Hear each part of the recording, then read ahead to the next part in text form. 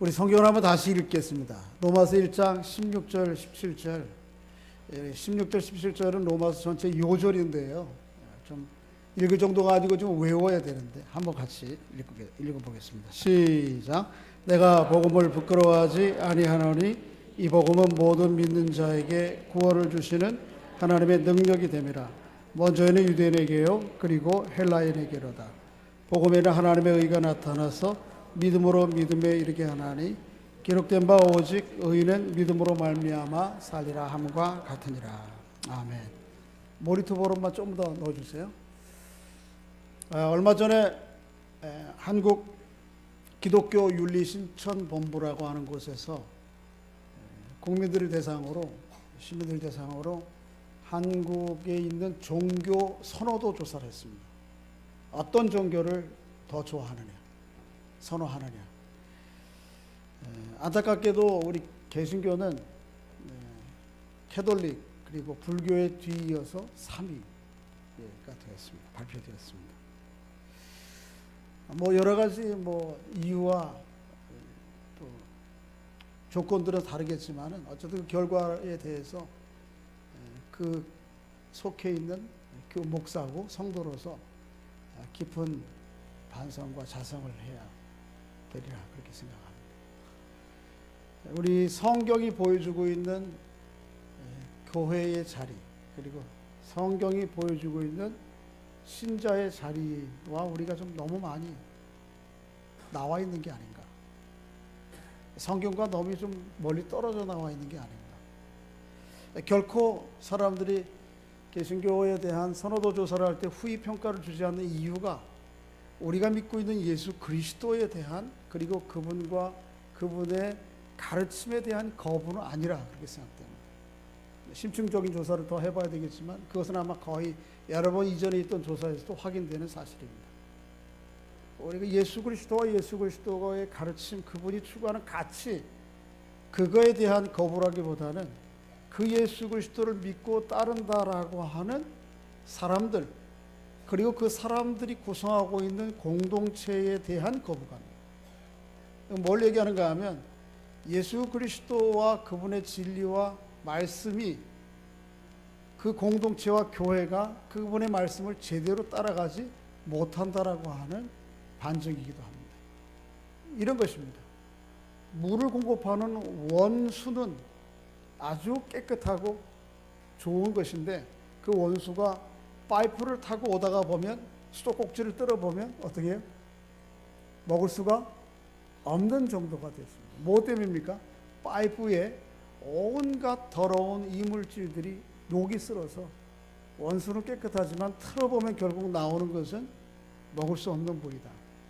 이런 그렇게 비유할 수 있을 정도가 아닌가 그렇게 생각이 됩니다. 우리가 너무 교회가 우리 성도들이 성경이 보여주고 있는 하나님, 그분이 가르치는 예수 그리스도, 또 그분이 가르치는 말씀과 너무 멀리 나와 있는 제자리가 아니고요. 너무 이탈해 있지 않은가라고 하는 걸 생각하면서 우리가 할 수 있는 대로 원래의 자리로 돌아가도록 힘써야 됩니다. 여러분과 저 한 사람 한 사람 또 교회 공동체 전체가 다 참 하나님의 말씀이 뭔가, 말씀의 원리가 무엇이고 가르치고자 하고 가고자 하는 방향이 무엇인가 하는 것들을 바로 깨닫고 다시 제자리로 돌아가는 일들을 좀 힘써야 되겠다. 성경이 하나님이 가르쳐주는 하나님은 성경에 있습니다. 근데 성도들이 성경을 별로 좋아하지 않는 것 같아요. 성경을 읽지 않습니다. 그 가운데 있는 말씀이 어떤 말씀인지 헤아려 보려고 고민하지 않습니다. 묵상하지 않습니다. 또 목사들도 그렇게 잘 가르치려고 하지 않는 것 같습니다. 그저 사람들 듣기에 좋은 이야기, 그래서 듣기에 기분이 좋거나 아니면 내 감정에 뭔가 좀 울컥하게 하거나 느낌이 있으면 그 은혜 받았다고 생각하고, 이 하나님의 말씀의 그 더 깊은 표면에 하나님의 말씀이 우리에게 요구하시고 기대하시는 삶의 원리가 무엇인지에 대해서 헤아리는 문제에 있어서는 아주 등한시합니다. 그러니까 늘 우리의 맛이라고 하는 것이, 진리라고 하는 것이 그 물 위의 표면에서 그저 퐁당거리는 그런 수준이지, 그 깊은 심연에 있는 하나님의 말씀의 원리, 그 위에 토대에 세워진 우리 그리스도인의 삶이라고 하는 것들을 잘 보기가 쉽지가 않은 것이죠. 그래서 건수는 목마를 때는 급히 마시는 겁니다만은, 건수는 좀 마시고 나면 더 이상은 그 물은 안 마십니다. 그렇죠? 좀 먹을 만큼 먹고 나면 어떻습니까? 깊은 마음의 갈증을 채워줄 수 있는 그 생수를 원하지. 한국 교회가 때로는 건수를 가지고 재미봤던 때가 있어요. 제 표현이 이랬으면 좀 죄송합니다만, 한국 교회가 막 가난하고 사람들이 어렵고 힘들 때, 그럴 때에 예수 믿으면 복 받는다, 예수 믿으면 복 받는다. 그 복도 예수 자체가 아니고요, 하나님이 어떤 분이신지 그분을 내 마음 가운데 품고 내 삶 가운데 그분과 동행하는 그런 복이 아니고, 그 예수 믿음으로 인해는 오는 복이라는 것이 다 세상적이고 물질적이고 세속적인 복. 한마디로 얘기하면 돈 많이 번다, 이 복. 이 돈 많이 번다고 하는 복은요, 여기서만 얘기 안 해도 저 신림사거리, 신림동 뒤에 가면 6동에 제가 먼저 살던 골목길에 나오면 여러 점집들이 많고 무당들이 많은데 거기도 얼마든지 줍니다.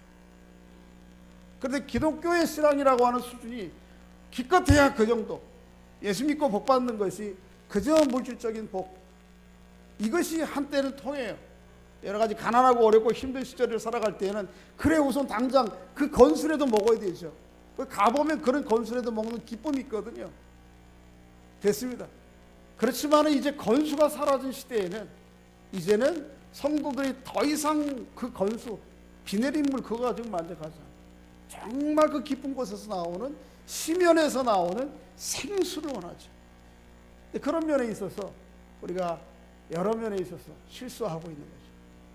잘못은 아마 여러분들에게 별로 잘못 없는 것 같아요. 제가 볼 때 목사에게 잘못 있습니다. 지도자들에게 잘못이 있습니다.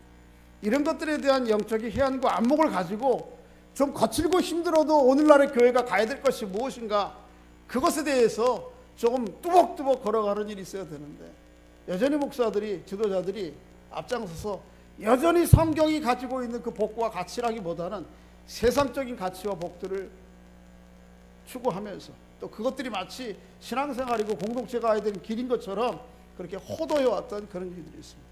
제가 제일 먼저 회개하고 자복하고 무릎 꿇어야 될 사람이다, 그렇게 생각이 듭니다. 정말 성경이 보여주는 복은 그런 정도가 아닙니다. 그저 뭐 예수 믿고 나면 부자 되고 내 안에 당면한 문제, 그것도 아주 현실적이고 세속적인 물질적인 문제들을 해결하는 그런 정도의 예수 그리스도 복음이 아니죠. 그런 것들에 대해서 우리가 다시 한번 성경으로 돌아가서 성경의 진지한 가르침이 무엇인가에 대해서 심도 있게, 특히 좀 거칠어도, 여러분 교회가 개그 콘서트가 돼서는 안 됩니다. 그저 뭐 웃기고 울리고 그러면 은혜 받았다고 생각하고, 여기가 무슨 개그 콘서트 하는 데 아니죠.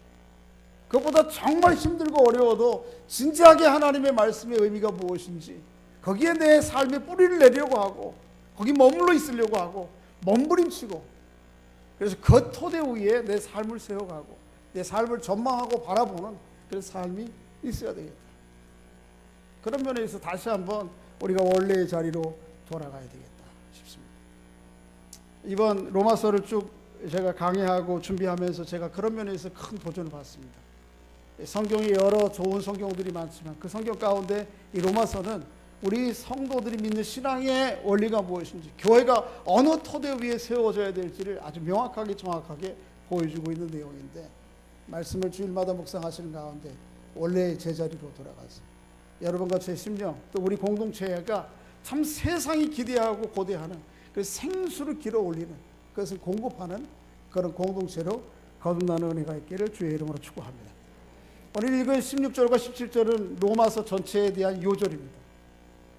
이것은 외우셔야 돼요. 암송하셔야 됩니다.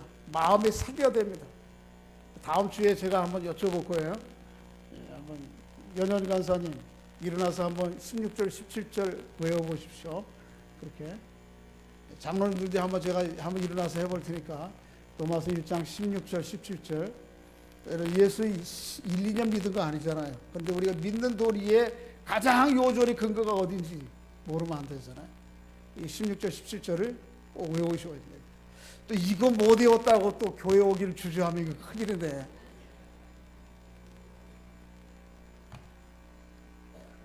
사도 바울은 로마서 1장 16절 17절을 이거를 명제적으로 선포합니다. 복음이란 이런 것이다. 1장 3절과 4절에서도 한번 선포했어요. 복음은 뭐라고 그랬어요? 예수 그리스도다. 그렇게 1장 1절과 3절에 얘기했습니다. 그 예수 그리스도는 육신으로는 다윗의 혈통을 따라 오셨고 영적으로는 죽음과 부활을 통해서 하나님의 아들로 인정되신 분이다. 1장 1절과 3절인데 오늘 다시 16절 17절에서 또 다른 관점에서 복음을 명제적으로 선포하고 있습니다. 그리고 명제적으로 선포한 그것을 나머지 로마서 전체를 통해서 해석해 가고 있는 거예요. 왜 이 명제와 선언이 이어하는가라고 하는 것들을 계속해서 풀어서 설명하고 가고 있는 것입니다. 그러므로 16절 17절을 우리가 잘 아주 심도 있게 다뤄야 됩니다. 또 이 의미가 무엇인지를 잘 이해해야 됩니다. 자, 한번 읽어보겠습니다. 다시 한번 17절을 먼저 읽겠습니다. 17절 시작. 복음에는 하나님의 의가 나타나서 믿음으로 믿음에 이르게 하나니 기록된 바. 다시 한번 읽어 주겠습니다. 복음은 뭐라 그랬죠? 복음이 뭐예요? 듣기 좋은 말? 그런 거 아니고 복음은 성경에서 말하는 복음은 앞에서 했잖아요. 예수 그리스도. 복음은 뭐라고요? 예수 그리스도. 이것은 뭐에 대한 축약이냐면 하나님께서 예수 그리스도 안에서 우리가 하나님께로 갈 수 있는 길을 열어주셨다. 그리고 우리의 안고 있는 모든 문제들을 그리스도 안에서 해결하셔서 하나님의 생명과 평안과 풍성함을 누릴 수 있는 길을 열어주셨다. 어디 안에서? 예수 그리스도 안에서. 이것에 대한 약속입니다. 줄인 거예요. 이 복음은 예수 그리스도예요. 오늘 본문에 보면 다시 이 복음에는 하나님의 뭐가 나타났다고요? 의가 나타났다고. 이 예수 그리스도의 십자가와 죽으심의 사건에는 하나님의 의가 드러난 사건이에요. 하나님의 의가 무엇인지, 이 하나님의 의라고 하는 말이 로마서 전체에 대한 핵심입니다. 하나님의 의를 이해하지 못하면 로마서를 이해할 수 없고요. 이 하나님의 의가 무엇인지 모르면 우리의 구원이 뭔지를 몰라요. 나는 구원받았다고 하는데 내 구원이 뭔지 모르는 거예요. 그냥 믿는 거야. 그냥 믿습니다. 내가 믿는 걸 믿습니다. 그 신뢰감을 더한다고 해서 여러분 안에 평안이 와요? 평안이 와요? 안 와요? 병 이제 수술을 하셔야 되는데 암이 있는데 암이 있어요. 암. 이걸 어떻게 해요? 하나님께서 고쳐줄 줄로 믿습니다. 평안이 와요? 안 와요? 뭐가 와요? 오기는 와. 나야지 평안이 오지. 믿습니다. 내 신뢰감만 감한다고 그래서 더해간다고 그래서 신뢰감이 평안이 오는 것이 생명이 있는 것이 아닙니다. 실제로 일어나야죠. 그런데 우리가 예수 그리스도를 믿을 때 그저 내 신뢰감, 내가 믿는 도리를 강도를 점점점 더 강해져 가면 내게 평안이 오고 생명이 있는데 그거 아니에요. 그게 아니고요. 하나님이 행하신 일을 믿습니다. 소리 안 내도 돼요. 인정만 하면 그것이 내게 유효하고 내게 능력이 되는 것이죠. 평안이 오는 것이죠. 여러분, 내가 믿는 게 아니고 하나님이 하신 일을 믿는 겁니다. 하나님이 하신 일을 믿으시길 바랍니다. 내게 합당치 않고 내 처지에 내 입장에 맞지 않아도 하나님이 하신 일을 그대로 인정합니다. 옳습니다. 동의할 수 있습니다. 이게 믿음입니다. 그게 거기에 크게 쌍시우 소리 크게 안 들어가도 돼요. 그런데 오늘 복음에 보면 십자가에는 하나님의 의가 나타났다. 이 하나님의 의가 무엇인지를 이해해야 돼요. 우리 장로님들한테 여쭤볼까요? 하나님의 의가 뭡니까?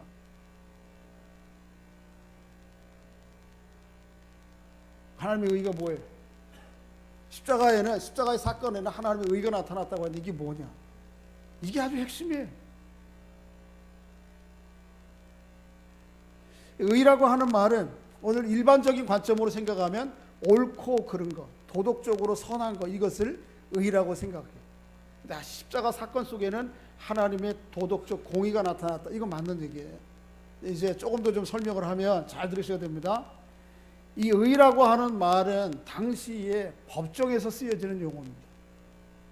법정에서 죄 있는 죄인들이 심판을 받아서 재판 과정에서 당신은 무죄로 선포되었습니다, 이렇게 인정될 때 그것이 바로 의예요. 그러니까 예수 그리스도의 십자가의 사건은 우리에게, 여러분과 저에게 더 이상 당신에게는 죄가 없다라고 하는 하나님의 무죄 선언이, 그게 바로 의예요. 그 십자가에서 그런 일이 벌어졌단 말이에요. 죄를 지었어요, 죄인이. 어떤 사람이 그 죄인이라 할지라도 최소한 이 세상에서라도 이 세상의 왕 대통령은 그 죄를 사면할 수 있는 권한이 있어요. 그렇죠? 그래서 크리스마스나 아니면 뭐 신년이 되거나 광복절 같은 데 보면 어떻습니까? 죄를 사면하잖아요. 그렇죠? 죄를 사면하고 그 다음에 거기다 덧붙여서 복권해주면, 그러면 그 사람이 죄도 없다라고 하는 인정이 뿐만 아니고 옛날에 있던 그 모든 권한을 할 수 있는 자리로 회복시켜주는 거죠. 세상에서도 일개 왕이, 대통령이 어떤 사람에게 죄를 사면합니다. 그런 것처럼 하나님께서 여러분과 저의 죄를 사면하세요. 근데 사면을 할 때에 무조건 그냥 사면하는 것이 아니고 권한만 있기 때문에 사면하는 것이 아니고요, 하나님이라고 하는 본성 속성상 죄에 대한 대가를 치르지 않을 수가 없어요. 그 죄에 대한 대가를 예수 그리스도의 십자가의 사건을 통해서 대가를 치르신 것입니다. 그리고 그 십자가의 사건을 하나님이 행하신 일로, 다름 아닌 나를 위한 하나님의 하신 일로 인정하고 받아들이고 믿으면 그 십자가에서 일어난 사건의 능력과 생명과 효과가 내게 그대로 다 전가되는 것입니다. 여러분과 저에게도 그런 은혜가 있기를 주의 이름으로 축복합니다. 이미 아마 그런 은혜를 누실 줄 아는데요, 예수 그리스도께서 십자가에서 어떻게 해요? 여러분과 저를 위해서 십자가에 죽으셨어요. 대신 죄의 대가를 다 치르셨습니다. 그리고 그 아래서 뭐라 그래? 더 이상 너에게는 죄가 없다. 죄로 인해서 심판을 받지 않는다. 대가를 치를 필요가 없다라고 선언해 주셨어요. 감사하죠. 세상의 법도 아니고 누가요? 하나님께서. 하나님의 법을 범한 사람들이 당해야 될 결과는 너무나 자명하죠.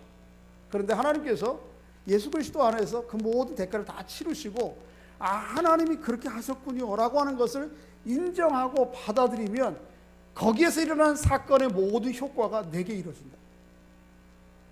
믿음으로 그렇게 하나님이 이루어놓으신 일들을 믿음으로 누리며 살아가는 은총이 있기를 주의 이름으로 축복합니다. 이 죄에 대한 결과, 대가 치름은 이미 지난 나의 과거의 삶에 대한 지나오면서 죄, 그것뿐만 아니고요, 오늘 내가 범하고 있는 죄, 어쩌면 가능성이 있지만 앞으로도 범할 수 있는 모든 죄에 대한 대가를 다 치르신 것입니다. 세상 사람들은 그렇게 대가를 다 치를 수 없겠지만 하나님께서 하나님의 아들 예수 그리스도를 통해서 우리에게 그렇게 치러 주셨어요. 여러분들은 무죄입니다. 어느 누구도 여러분들을 향해서 여러분의 죄와 잘못, 특히 하나님 앞에서의 죄와 잘못에 대해서 가타부타 이의를 제기할 수가 있어요, 없어요? 없습니다. 왜요? 누가 그 문제를 하셨어요? 하나님께서 예수 그리스도 안에서 이미 하셨어요. 한번 좀 성경을 한번 찾아볼까요? 로마서에 한번 찾아보겠습니다.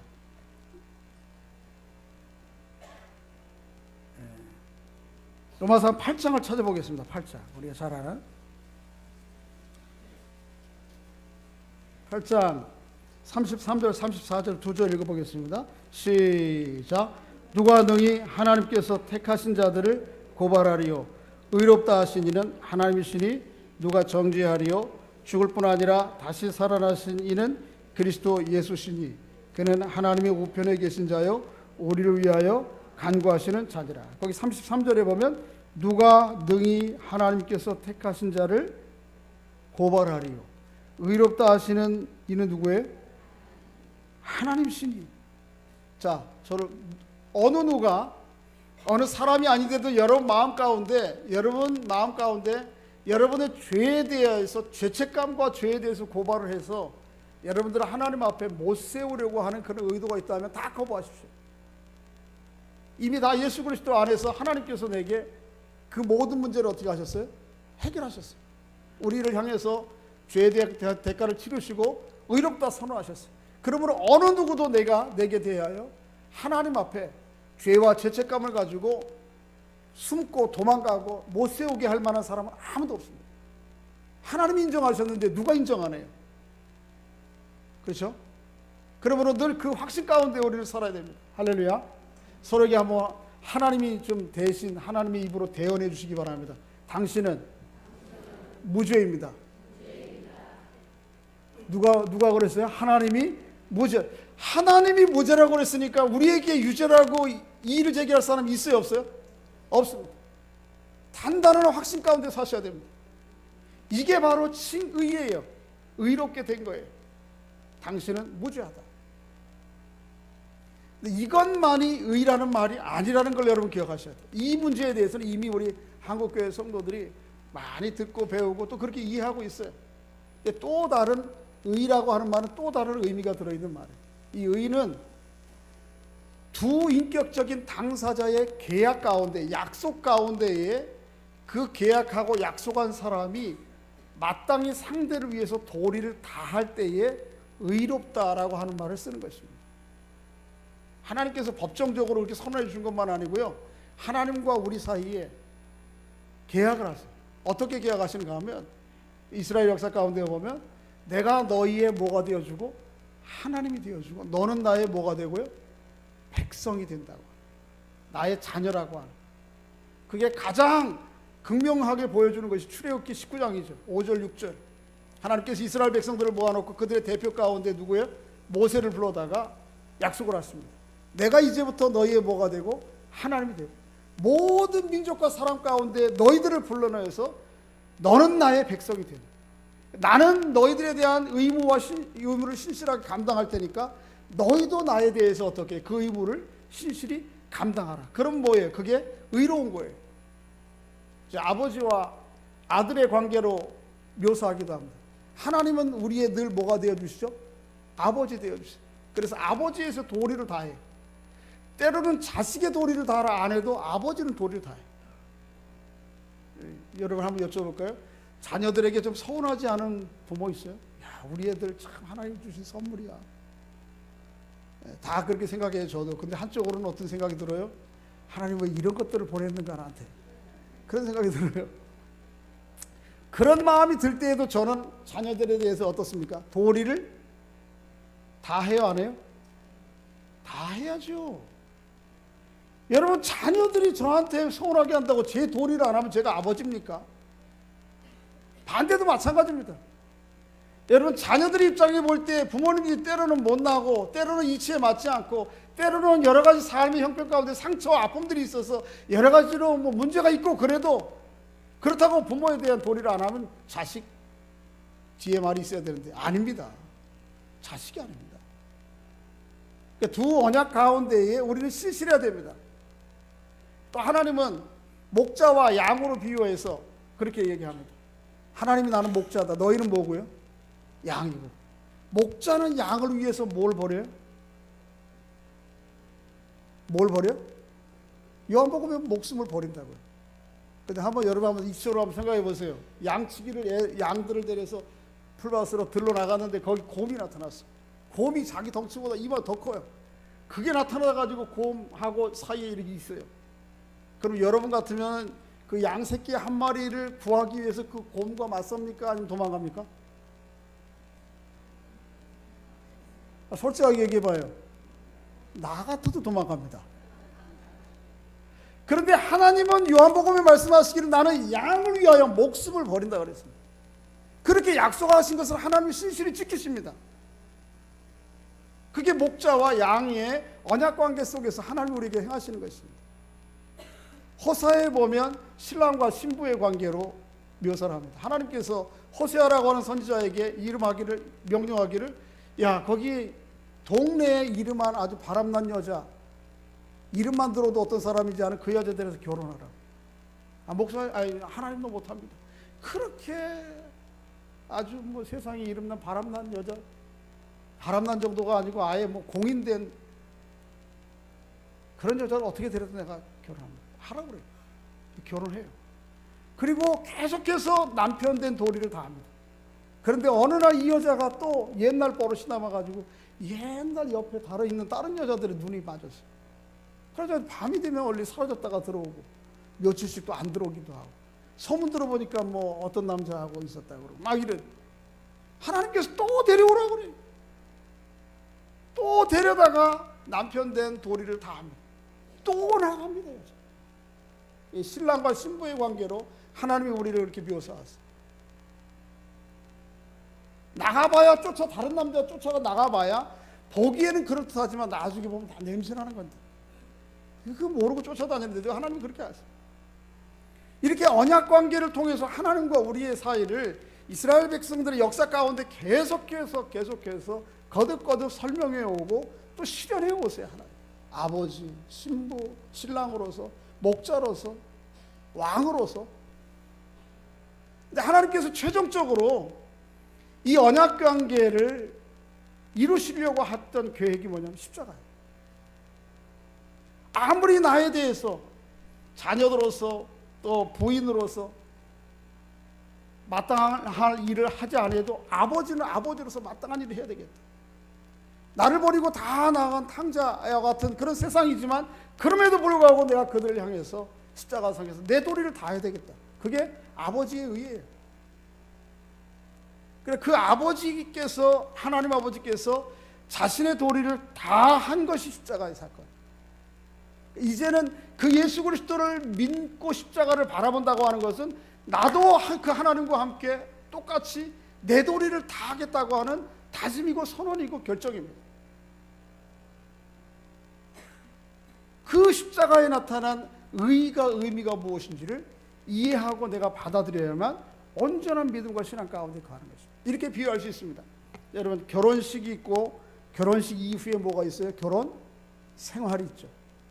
결혼식은 어떻습니까? 어느 결혼식이나 가봐도 아름다워요? 안 아름다워요? 뭐 아름답죠. 안 아름다워요. 세상에서 제일 예쁜 날이 여자가 그 날인데 제일 멋있는 남자가 그 날이고, 그래서 아름다움과 낭만과 향연이 있습니다. 결혼식에는. 그렇죠? 그런데 결혼 생활은 언제나 그 결혼식의 아름다움과 낭만과 기쁨이 계속 있던가요? 그렇지 않습니다. 결혼 생활은 거기에는 온갖 때로는 갈등과 넘어야 될 산과 메마름과 목마름과 갈등과 눈물이 있습니다. 그럼에도 불구하고 결혼 생활은 결혼 약속한 당사자들이 신실하게 그 언약에 대해서 지켜나가야 돼. 도리를 다해야 돼. 그게 의예요. 여러분, 그리스도 안에서 여러분에게는 더 이상 죄가 없습니다. 지난 과거와 오늘과 앞으로 지을 죄도 다 사라졌습니다. 여러분 무죄입니다. 이건 결혼식입니다. 근데 그 결혼식의 낭만을 가지고 결혼 전체라고 생각하면 너무너무 미숙한 신랑 신부입니다. 왜 결혼식과 같은 그런 낭만이 오늘 20년 지났는데 오늘 없는가? 당신 변했어? 당신 변한 게 아니지, 미숙한 거죠. 20년 동안 성숙해야 될 걸 성숙하지 못한 거죠. 언제나 결혼 생활이 결혼식 같을 수는 없어요. 지금은 어떻습니까? 결혼식은 뒤로 하고 결혼 생활에 서로 신실하기 위해서 서로의 도리를 다 해야 됩니다. 남편은 남편의 도리를 다 하고 아내는 아내의 도리를 다 하고, 때로는 어떻게 해요? 결혼 생활의 낭만과 기쁨이 사라졌다 할지라도, 그렇게 건강한 모습이 아니다 할지라도, 때로는 삶의 현실이 고단하고 때로는 어떻게 해요? 먼지가 나는다 할지라도 나는 내 도리에 남편의 도리를 다하고 아내는 아내의 도리를 다해. 그게 결혼 생활입니다. 그게 성숙한 생활이에요. 우리가 그리스도 안에서 하나님께서 우리에게 무죄, 더 이상 죄 없다, 어느 누구도 당신에게 고발할 수 없다라고 하는 것이 결혼식입니다. 그것만 붙들고 살면 이게 너무 미숙한데 모자라. 한국 교회가 이것만 붙들고 사는 거야. 이거부터 예수 믿고 고백했으니까 나는 천국을 따놓은 뭐예요? 여쭙겠습니다. 천국 갈 자신 있으세요? 어디 가면, 언제쯤 가면 천국 갔다고 하는 게 확신할 수 있어요? 죽어봐야 알지. 죽어봐야 하는 거예요. 내가 지금 천국 간다는 확신은 내 확신이에요. 성경에도 우리 권사님 말씀하시는 게 맞습니다. 내가 천국 간다고 하는 확신은 이때, 이것이 정말 사실로 드러나는 때는 언제예요? 죽어야 알아요. 죽어봐야 알아요. 주님 이 땅에 와보셔야 알아요. 그러니까 괜히 말로 천국 나는 간다, 확신이 있다, 그렇게 하지 마시고 죽어봐야 안다. 죽어봐야 아니까 어떻게 해요? 죽는 순간까지 어떻게 됩니까? 내 할 도리를 다 해야 돼. 그거 하지 않으면 죽을지 안 죽을지, 갈지 안 갈지 어떻게 해요? 약속이 사실로 되는 것은 그때까지 그 약속을 계속 붙들고 어떻게 하는 거예요? 가야 되는 것입니다. 결혼식의 약속이 머리 검은 머리가 뭐가 되도록, 팥뿌리가 되도록 즐거울 때나 뭐 할 때나 그 약속을 지켜나가야지만 그 결혼이 끝까지 가는 거지. 주님께서 우리에게 그리스도 안에서 무죄, 하나님의 자녀, 그리고 천국과 구원, 여러 가지 영생, 다른 표현으로 얘기하지만 그것이 내게 확실히 이루어질지 안 이루어질지는, 사실이 될지 안 될지는 가봐야 되는 거예요. 그때까지는 어떻게 돼요? 내가 그것을 이루어가기 위해서 최선을 다해서 신실하게 내 도리를 다해야 돼요. 하나님은 그 도리를 계속하고 계시는 거예요. 어느 정도까지요? 십자가상에서 자기 아들을 내어주시기까지 그 신실함을 계속해 나가서, 그래서 우리를 향해서 죄 없다 할 그런 처지와 형편이 안 됨에도 불구하고 그렇게 선언해 주시고 또 여전히 성령의 은혜로 말미암아 우리를 그 길에, 우리를 향해서 최선을 다하신다. 우리는 옛날 결혼식 딴 따다 올렸다 이 사실만 기억하고 그 다음 날로부터 어디 다른 거 좋은 거 없나, 그리고 쫓아다니고 그러면은 결혼 생활이 아니죠. 사도 바울은 이 사실을, 이 하나님의 의라고 하는 말을 계속해서 설명을 드리겠습니다만, 로마서에서 계속 말씀해 가고 있다가 나중에는 이런 표현을 듣습니다. 한번 오늘 그것만 확인하고 마칠게요. 로마서 9장을 11장을 보세요.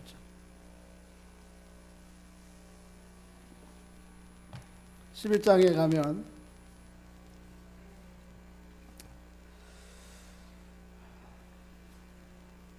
20절 한번 읽어볼까요?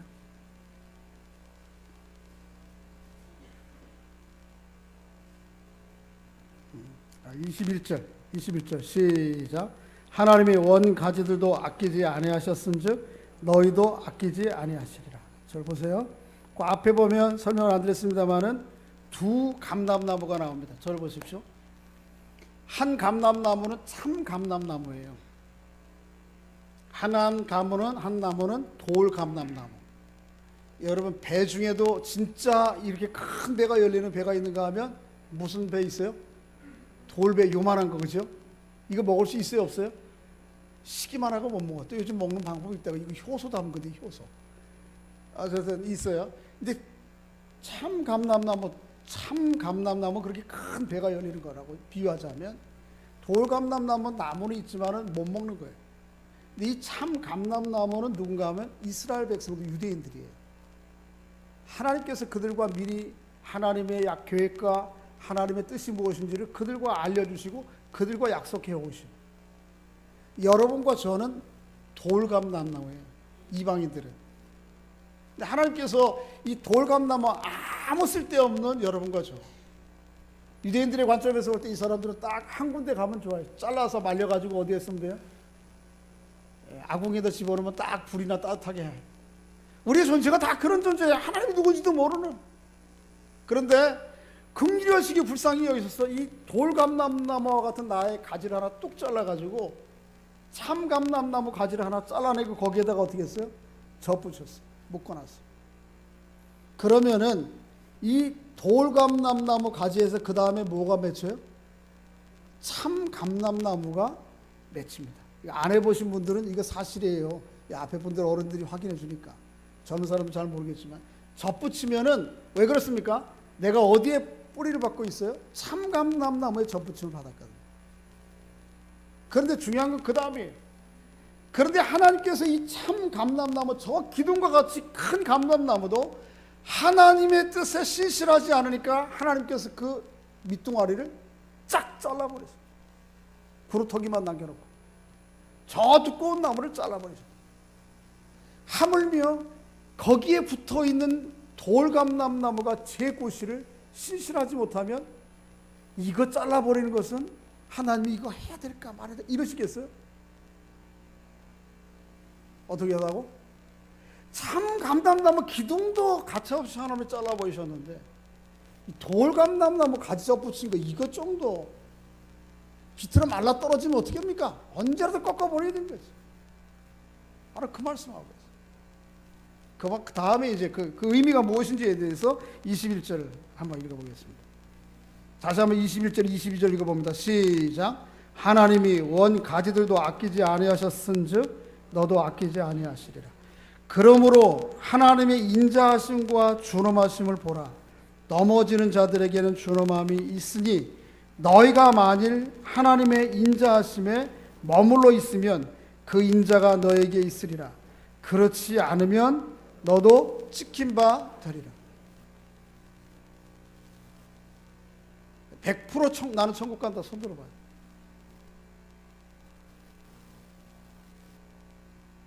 나는 100% 천국 가.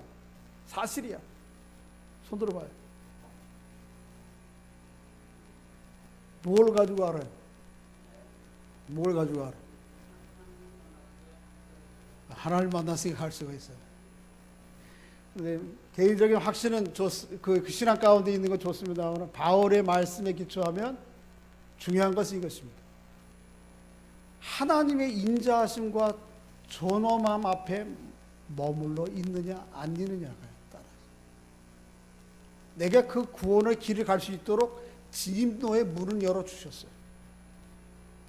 계속해서 그 길을 위에 머물러 있느냐 안 머물러 있느냐가 저 목적지까지 갈 것이냐 못 갈 거를 결정한다. 거기 22절의 말씀에 보면 다시 한번 읽어보겠습니다. 그러므로 하나님의 자비하심과 준엄하심을 보라. 넘어지는 자들에겐 준엄함이 있으니 너희가 만일 하나님의 인자하심에 뭐하고 있으면 머물러 있으면 거기까지 가요. 그런데 반대로 머물러 있지 않으면 너도 찍힌 바 되리라. 잘 보세요. 우리가 하나님의 자녀로 너는 무지하게 되었다. 하나님의 자녀가 되었다. 이거 맞습니다. 이거 붙들어야 됩니다. 또 하나 붙들어야 될 것은 뭐냐면 이 말씀입니다. 내가 하나님께서 진노를 열어주셨는데 그 자리에 계속 머물러 있지 않으면 결국은 이 문 앞에까지 있을지 모르지만 저 하나님이 약속한 천국, 구원, 영생 온전히 이룰 수가 없어요. 예수 믿고도 타락할 수 있어요. 그 길에 들어선 것 감사함으로 확신을 가지고 그 길을 향해서 계속해서 하나님이 나를 의롭게 베풀어 주신 것처럼 나도 의를 다 해야지요. 내가 해야 될 도리를 다 해야 됩니다. 그래서 그 도리를 다 해야 될 것을 이후에 12장 1절에는 이렇게 얘기해요. 12장 1절 한번 읽어보겠습니다. 12장 1절 2절 시작. 그러므로 형제들아 내가 하나님의 모든 자비하심으로 너희를 권하노니 너희 몸을 하나님이 기뻐하시는 이는 내가 너희가 드릴 영적 너희 몸을 뭐라고요? 기뻐하시는 하나님의 산 제물로 드리라. 여러분이 하나님이 베풀어 주신 그 은혜에 감사하여 여러분의 모든 삶을 살아있는 제물로 드리지 않으면 그러면 거기에 머물러 있지 않으면 뭐 구원이라는 게 그래서 이렇게 실제적으로는 하나님의 약속하신 구원의 시작과 그 길을 계속해서 신실함으로 가지 않는 이 은혜를 가르쳐서 버네포 목사님은 뭘 싸구려 은혜를 싸구려 은혜. 조금 더 지나친 과격한 표현을 얘기하면 그건 법적 허구라 그랬어요. 자기만 붙들고 얘기하고 있을 뿐이지 실제적으로 내용은 없는 거예요. 한국교회 여러분과 제가 그런 법적인 허무와 싸구려 복음만 붙들고 실제적으로는 그렇지도 않은데 붙들고 있는 건 아니에요. 여러분이 살아있는 모든 삶의 시간과 장소 어떤 처지에 있든 여러분이 하나님 앞에 온전히 제물되어야 됩니다. 제물이 올라왔다가 자기 마음에 들다가 안 된다고 뛰어내리고 그래요? 제물은 무엇입니까? 각을 떠서 하나님 앞에 드려지는 거예요. 전적으로 하나님의 뜻을 따라서 살기로 어디에 있든지 예배 시간만이 아니에요. 여러분이 어디에 있든지 그렇게 살아가려고 그 자리에 머물러 있지 않으면 구원은 여러분 거 아니에요. 누가 그거 보장해요? 저렇게 굵고 대단한 원가지도 밑둥까지 잘라버리신 하나님께서 그 가지에 달랑달랑 붙어있는 이 뭐에 돌감나무 같은 이런 건데 처신도 못하는 이거 하나님 불쌍히 여기시겠어요? 하나님이 우리에게 십자가상에서 보여주신 의가 무엇인지를 정확하게 보고 그저 내믿기 좋게 하나님 믿지 말자. 서로에게 한번 다시 확인해 주시기 바랍니다. 당신은 무죄입니다. 그 결과가 어디에서 확인돼요? 천국 가는 그날까지 그 자리에 머물러 있어야 돼. 하나님의 은혜 가운데 머물러 있어야 돼. 괜히 듣기 좋은 말, 이 말만 붙들고 있지 말고요.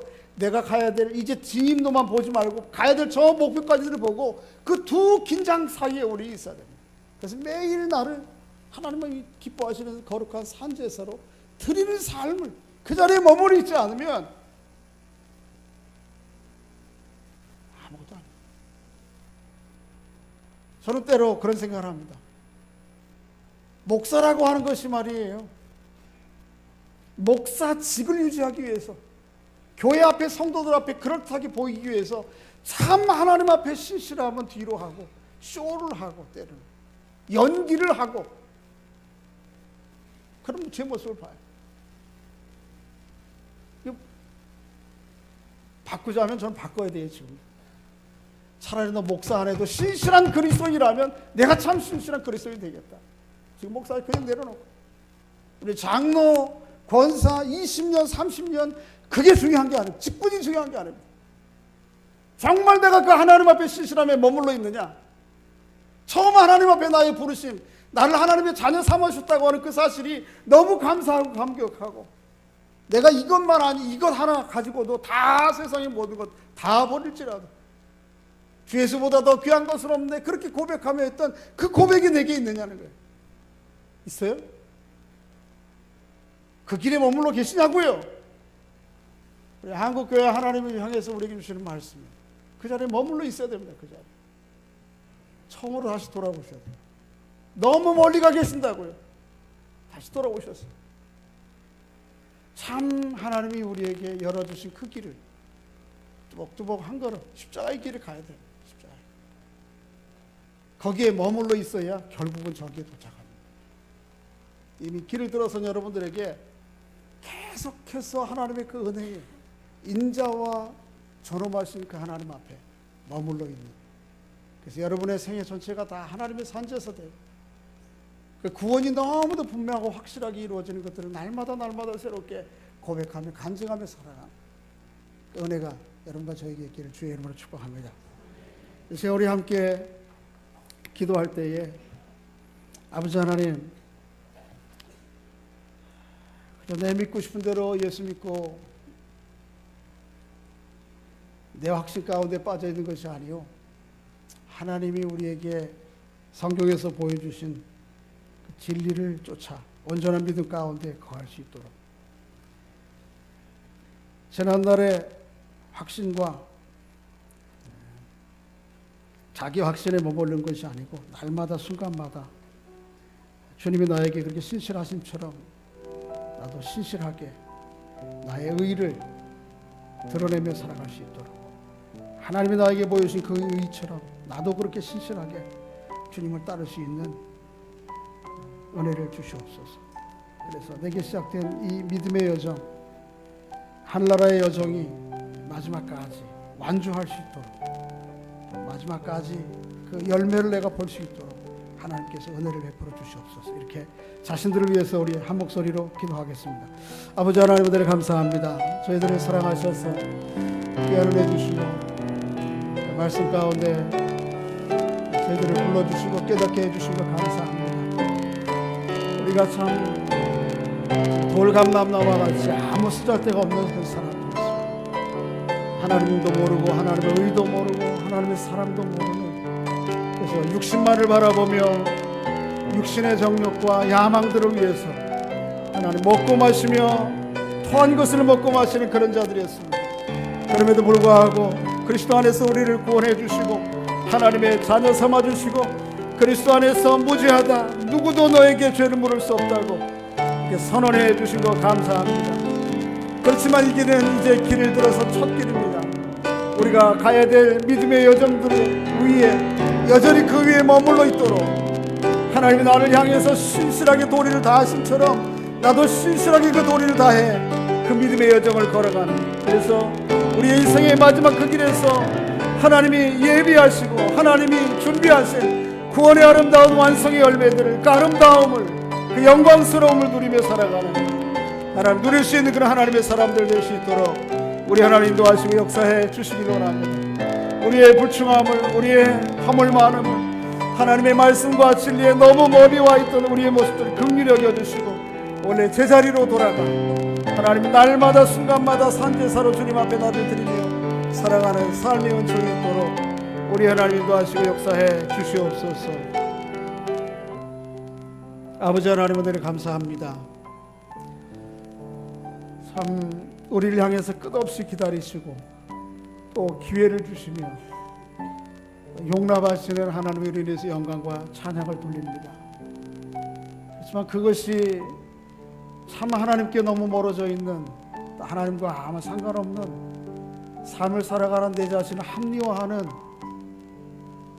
도구로 사용되지 않도록 주의 은혜를 베풀어 주시기를 원합니다. 그리스도 안에서 우리를 향해서 죄 없다, 의롭다 칭해 주신 것 감사합니다.